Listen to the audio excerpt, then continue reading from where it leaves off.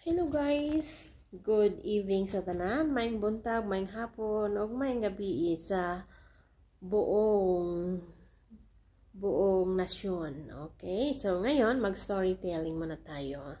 So way back 1995. Ang ganang lugar guys sa Dukog-Dukog, ano yan? Nanay kalsada sa una papuntang Prosperidad. Ano pa lang yan guys, one way.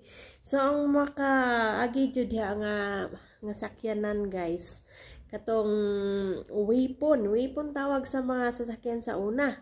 Oo, so katong waypon na sasakyan, I remembered na taga Prosperidad yung isang tao lang yung mayroong sasakyan na ganun. Yun sila kay Sir Onabia, no? Sila yung kauna-unang tao na may sasakyan talaga dyan sa barangay Prosperidad. So, among daanan sa una guys, one way ra gyud na. Okay, katong lugar na mo sa una, kuan pa na siya. Karsada sa laging na ang among agyanan dira sa Dukog-Dukog sa una, San Carlos City. So, year mga 1980s talaga, ang lugar sa Dukog-Dukog going to Punod o Prosperidad, lasang pa na siya diha. So nayagianan guys, kuan ra gyud karsada sa laging. So pwede ginalisura, imagine ha, ang makaaging nasakyanan usara gyud. So katong waypon na sakyanan waypon na sakyanan usara gina siya. No, mao gini sakyanan sa una pasahiruan or na mga jeep sa una di jud kaayo ingon nga kanang dagko kanang gagmay nga jeep ba mo ginay pang tanga sa bukid. So ang mo ang karsada sa una sa Dukog-Dukog pwede gina pagkalisura. So karsada sa laging, so kaingon jud ko, kay imagine jud ko, so since gamay pa ko guys na eskwela ko sa una guys, ug elementary guys, kuan kaning mga year 1992 dira sa Punod Elementary School. So ang magianan taon guys, kay naman mi nagpuyo sa bakanan sa unang panahon, elementary pa ko. Di jud ka ingon nga ma-inspire ka mo eskwela guys, kay maabot ka gikan mi sa bakanan, kay di taga bakanan man to kong lolo sa una, dito man jud mi nagpuyo sa akong lolo nga lugar. Kasi area ko kaparida naman na. And then, so di jud ka ma-inspire nga eskwela guys, kay nga tangason kay na among lugar guys. Ug wa to mi sa eskwelan guys, magbaklay mig 1.5 hour. Kalayo amo eskwela sa una guys. Eskwela ko sa una sa Punod, grade 4 ko kanin transfer man ko ato gikan ko sa Ansulag primary school. So since akong mama magpapa na naman man nagpuyo sa kuha, naghimo man sila gamay balay dito sa Dukog-Dukog. So pwede na ginadugayan na mo nagpuyo sa Dukog-Dukog, San Carlos City, Barangay Rizal. Mo na mo Pinoyanan jud diha. Medyo ko matagbuot, nagdadalaga ni eskwela elementary hangtod high school. So nalipay jud bi na nabot ang termino ni Sir Roger de Bulgado.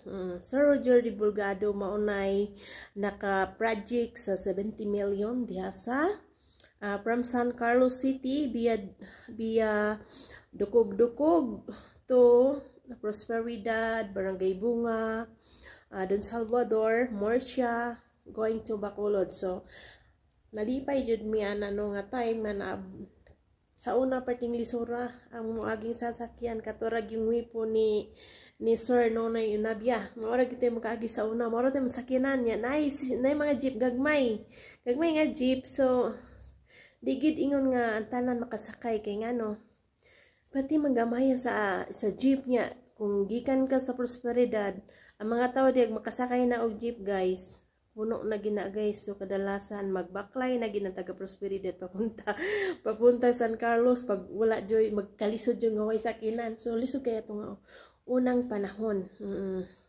Unya guys, so way back 1994, 1995, 96 diha na nagsugod ang project sa 70 million na kipabuldos jud na siya sa among mayor. Tapos lipa jud kay mi kay ngano nakaagi na gyud ang among natuman na ang mga yangungo sa mga taga bukid na tanan na gusto mo eskwela, mga estudyante, eskwela lang sa San Carlos, kay nang nanabito yung mga sakyan na daghang kay mga jeep ngagi. As of now guys, naana po yung mga bus ngagi sa mua, kagaya ng Source Liner, so pamuntang Bacolod City. So ang San Carlos City going to Bacolod, ano lang yan ngayon, nasa 2 hours and a half sa bus. And then, ang nakanindot mangud karon ay akong i-compare sa una guys, naranasan jud nako guys from Abacanhan sa lugar sa akong lolo guys, magbaklay mi ana guys papuntang Kalaryon.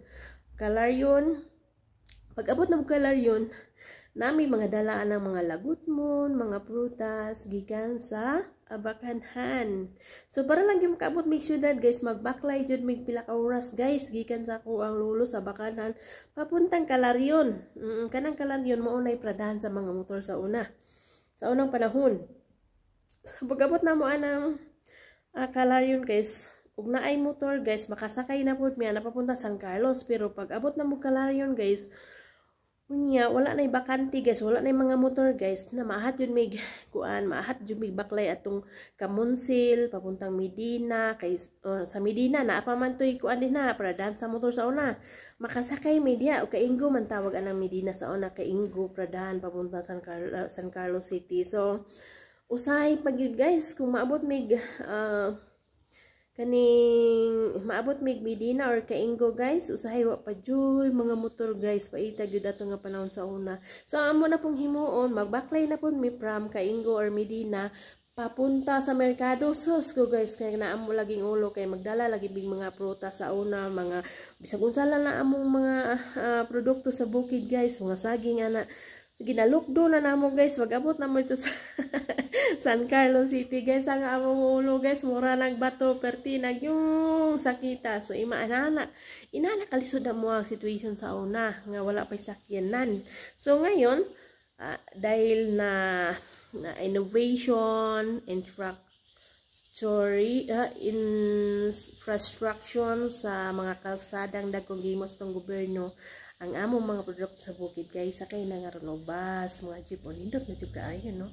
So lahi ra gyud ang innovation, infrastructure sa atong kabukiran, agriculture, so daghan ang nang improve. Ako po nagpasalamat po ko guys, no.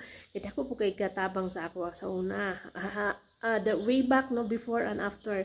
So sa una guys, magbaklay mig pila ka hours karon mo sakay na may 25 minutes lang gikan sa dukog-dukog papunta sa San Carlos. So thank you so much for listening.